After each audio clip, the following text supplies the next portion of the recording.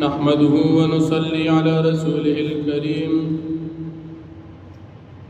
أما بعد فأعوذ بالله من الشيطان الرجيم بسم الله الرحمن الرحيم الحمد لله رب العالمين صدق الله العظيم. زمونږ استاسو د سبق نن درېمه ورځ قرآن کریم د رب العالمین د طرفنا وحی سره نازل شوی دی.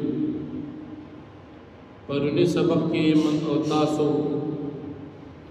د علم درې اسباب چې په دریو طریقو سره علم زده کېږي او د هغې نه بعد د وحی ضرورت مو بیان کړو چې وحی ته ضرورت شته.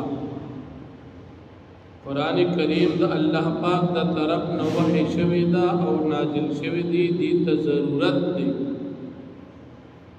دا زمونږ مجبوری دا، زمونږ ضرورت دی چې موږ ته دا نازل شو. که دا نوی نازل شوی نو موږ به پوهه حاصله کړې نه وه. اوس وحی څه ته ویلی شي، اقسام د وحی څو دي، قرآن کریم په کومو طریقو سره نازل شوی دی، په 23 کاله کې څه طریقې سره نازل شوی دی. وحی په لغت کې یو پټې اشارې او تیز اشارې ته ویلی شي. په دغه معنا لغوي سره وحی درې قسمونه لري. اولنی قسم د وحی فطری ده. په طبیعت کې یو مخلوق ته الله پاک یو القا وکړي، هغه شان هغه وچلیږي او کار وکړي. علامه شمس الحق افغانی رحمت الله علیه فرمایي چې دا قسم د وحی دا خاص دی د زناورو سره. لکه قرآن کریم کې الله رب العالمین فرمائی وَأَوْحَى رَبُّكَ إِلَى النَّحْلِ أَنِ اتَّخِذِي مِنَ الْجِبَالِ بُيُوتًا. اللہ پاک فرمائی کہ ما وحی اکڑا مچے تا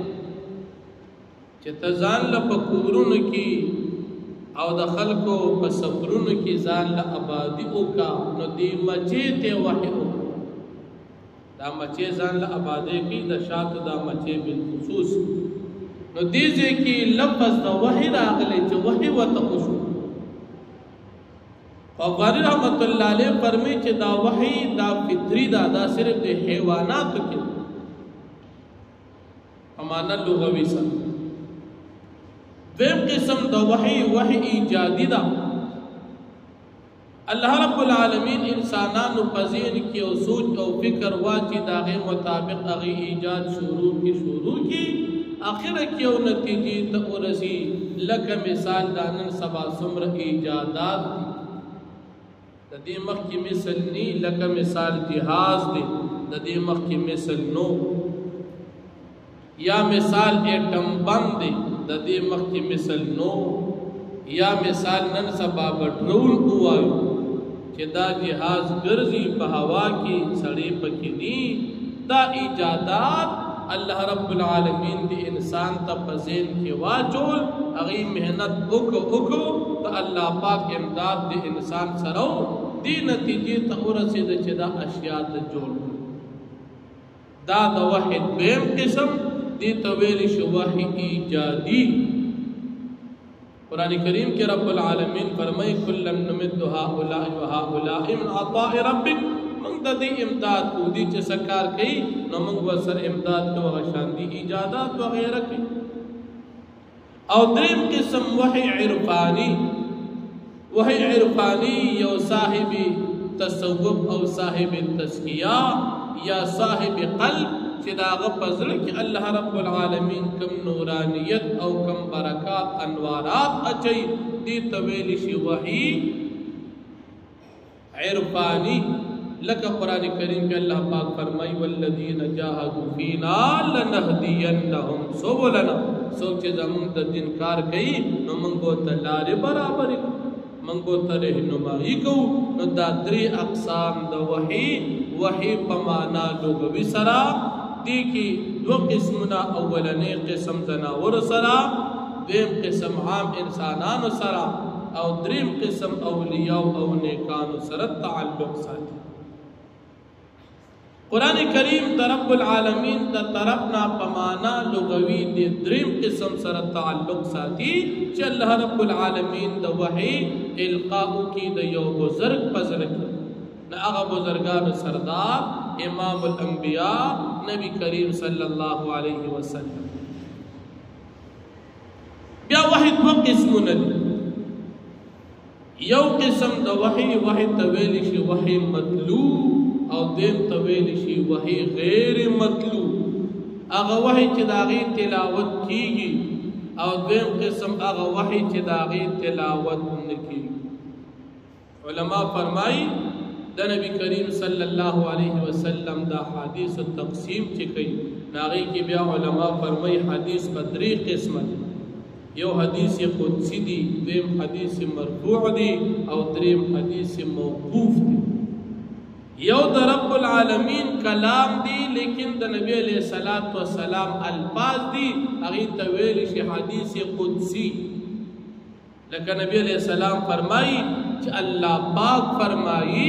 من عادا لی ولیا فقد آذنته بالحق چاچے زمان دا ولی دشمنی اکڑا اللہ فرمائی نو خبر چارا نقل کرے دا نبی علیہ السلام الفاظ دا چا دی دا نبی علیہ السلام او مضمون دا چا دی حکم دا چا دی پیغام دا چا دی دا رب العالمین نو فرمائی من عادا لی ولیا فقد آذنته بالحرب چاچے زمان اولیو دشمنی اکڑا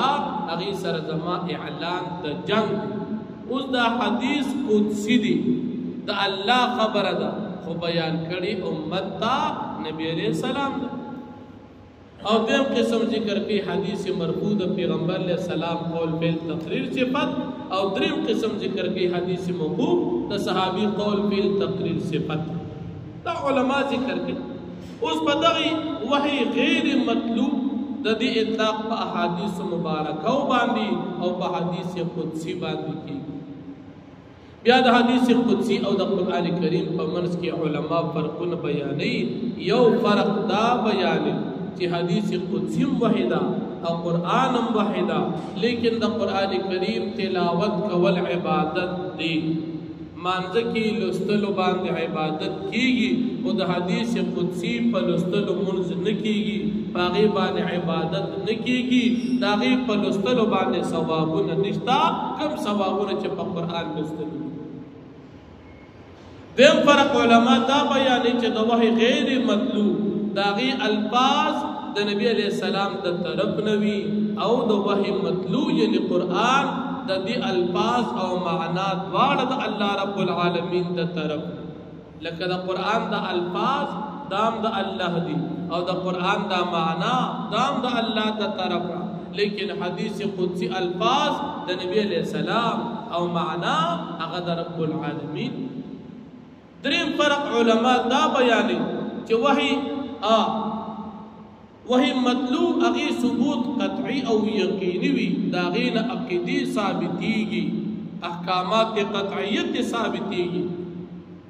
او وحی غیر مطلوب داغی ثبوت قطعی نوی زونی وی لکہ احادیث بوی خو پا درجہ دا خبر واحد کی پا درجہ دا زون کی مفید دا عقیدی او دا احکام قطعی او دا پاربا نگرزی دا علماء دریم فرق ذکر کی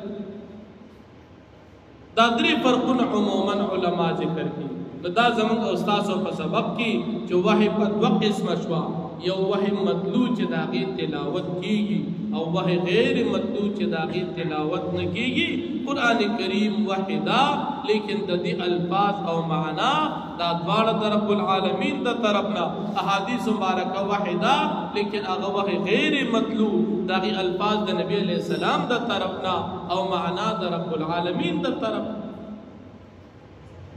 بیا دا دین علاوہ علماء دا وحی اقسام ذکر کی شان ورشا کشمیر رحمت اللہ علیہ دری قسمون ذکر کری